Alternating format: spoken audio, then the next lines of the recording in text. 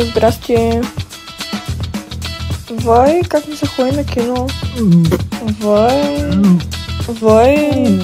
И от колко време си тук, моето момиче? 1 година. Не ти личи.